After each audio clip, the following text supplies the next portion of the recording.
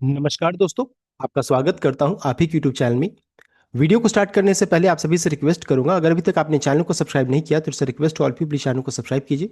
तो चलिए स्टार्ट करते हैं। जहां पर देखिए आज हम लोग डिस्कशन करेंगे अबाउट कोल इंडिया शेयर के बारे में, जिसका देखिए क्लोजिंग प्राइस 419 रुपीज 20 पैसा का।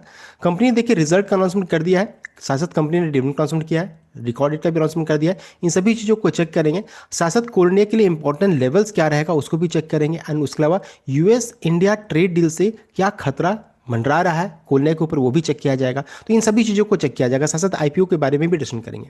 तो चलिए स्टार्ट करते हैं। जहाँ पर सबसे पहला चीज कितना डिविडेंड है, तो डिविडेंड का अमाउंट है 5.5 रुपये, 5 रुपीज 50 पर शेयर का कंपनी ने डिविडेंड अनाउंस किया। यानी एक शेयर पर आपको मिलेंगे 5 रुपये 50 पैसा, 5 रुपीज 50 का डिविडेंड आपको मिलेगा।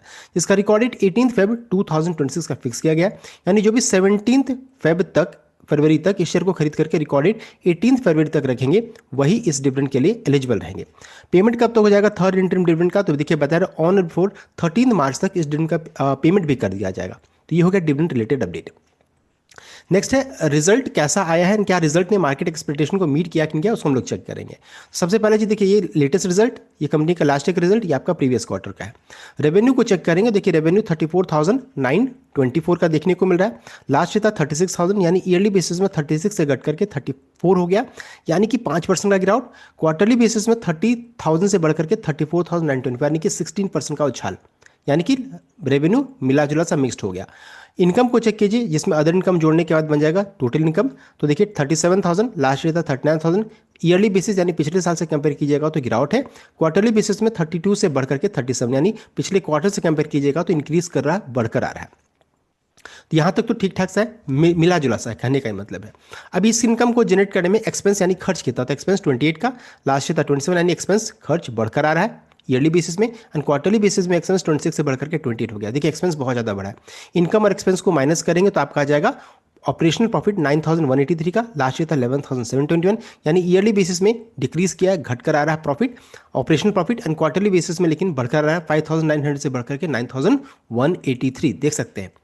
नेक्स्ट है टैक्स वगैरह सब माइनस करने के बाद कंपनी का नेट प्रॉफिट को चेक कर लेंगे। तो देखिए नेट प्रॉफिट कितना है, 7,165 का, लास्ट ईयर था 8,491। ईयरली बेसिस में 16% का गिरावट है, देखिए 16% का गिरावट देखने को मिल रहा है।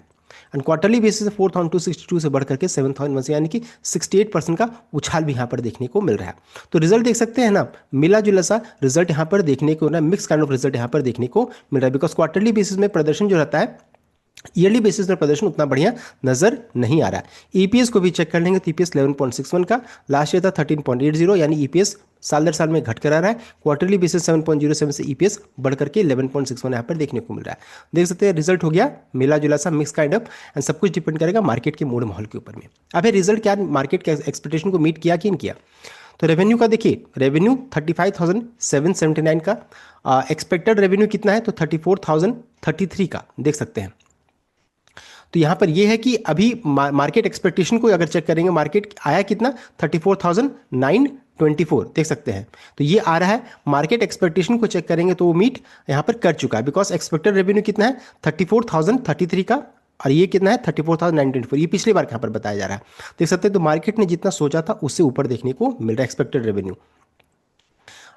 नेक्स्ट है आपका प्रॉफिट। प्रॉफिट में भी मार्केट ने अनुमान किया था कि घट कर आएगा, डिक्रीज होगा।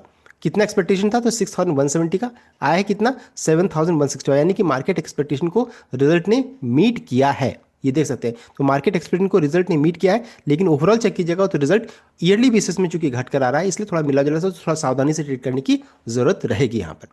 नेक्स्ट है अब है कि यूएस इंडिया ट्रेड डील को लेकर के जो अपडेट है, बताया जा रहा है कि Trump call India US trade deal historic as tariff cut and coal export take centre stage यहाँ पर देखने को मिल रहा है। यानी कि यूएस से कोल यहाँ पर जब आएगा तो यहाँ पर कंपटीशन बढ़ने का चांसेस यहाँ पर देखने को मिल रहा है।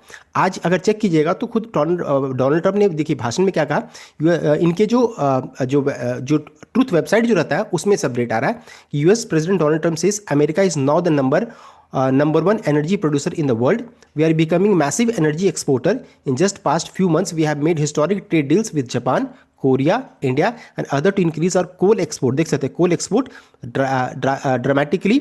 The quality of our coal is supposed to be finest anywhere in the world. तो इनका कहना है कि जो उनका कोल का क्वालिटी है बहुत ही फाइनेस्ट है। सो यहाँ पर कंपटीशन बढ़ने का थोड़ा चांसेस यहाँ पर बढ़ेगा, तो थोड़ा सावधानी से यहाँ पर ट्रेड करने की जरूरत रहेगी। Because US India trade deal से ये खतरा थोड़ा मंडराने लगा है।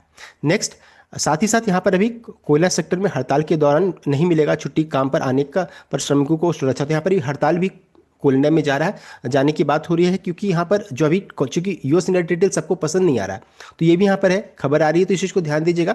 थोड़ा सा स्टॉक में दबाव बन सकता है। रिजल्ट मिला जुला सा है, हालांकि बहुत खराब नहीं है, रिजल्ट मिला जुला सा है, तो इस चीज़ को ध्यान दीजिएगा। अब है सपोर्ट, तो देखिए सपोर्ट का जो लेवल है बिल्कुल अब देखिए अपने सपोर्ट के पास यहाँ पर पहुंच चुकी है कोल इंडिया। देखिए इस जगह पर है, अगर चेक कीजिएगा तो सबसे पहला है इंपॉर्टेंट सपोर्ट 411 411 रुपीज़ के अराउंड में सबसे इंपॉर्टेंट सपोर्ट है, जो कि 50 डे मूविंग एवरेज। मान लीजिए वो भी टूटता है तो 400 साइकोलॉजिकल सपोर्ट का काम करेगा। 393 जो रहता है ये 200 मूविंग एवरेज का सपोर्ट काम करेगा। तो यहाँ तक ही मेजर सपोर्ट है, 390 तक ही मेजर सपोर्ट है। अगर वो टूटता है तो फिर अच्छी खासी बिकवाली होगी, 370 350 तक का लेवल भी देखने को मिल सकता है। तो थोड़ा सावधानी से ट्रेड करने की जरूरत है। रिजल्ट हालांकि मिला जुला सा मिक्स एंड है, मार्केट एक्सपेक्टेशन को मीट किया है, कंपनी ने डिविडेंड भी अनाउंस किया है, बहुत सारी चीज़ें अच्छी भी हैं, तो इस चीज़ को भी ध्यान दीजिएगा। तो थोड़ा सावधानी से भी ट्रेड करने की जरूरत रहेगी। और अगर मान लीजिए 450 का लेवल टूट जाता तो फिर अच्छा खासा आपको ब्रेकआउट भी देखने को मिलेगा। Because of US India trade deal हम लोगों को यहाँ पर सावधानी से ट्रेड करने की जरूरत रहेगी। इस चीज़ को ध्यान दीजिएगा, इंपॉर्टेंट लेवल्स मैंने आपको बता दिया है। नेक्स्ट साथ ही साथ मान लीजिए अगर आप शेयर को बिकवाली भी करते हो तो एक चीज़ को ध्यान दीजिएगा, कम से कम एक शेयर जरूर रखिएगा, बिकॉज सीएमपीडीआई का आईपीओ को लेकर के कंपनी की तरफ से कभी भी अपडेट आ सकता है। बिकॉज लास्ट टाइम कंपनी ने कहा था कि मार्च या अप्रैल मंथ में इसका आईपीओ आ सकता है, तो इस चीज़ को ध्यान दीजिएगा, इसका आईपीओ को लेकर भी कंपनी की तरफ से कभी भी अपडेट आ सकता है। अगर आप एक भी शेयर कोलना का होल्ड करके आरएचपी फाइलिंग से पहले अगर रखिएगा तो आपको यहाँ पर शेयर होल्डर कोटा का बेनिफिट मिल सकता है। इस चीज़ को ध्यान दीजिएगा। इन सभी चीज़ों को ध्यान में रख करके कोई भी ट्रेड इनिशिएट कीजिएगा। आई होप आपको लाइक किया, शेयर किया, चैनल को सब्सक्राइब कीजिएगा। Thank you.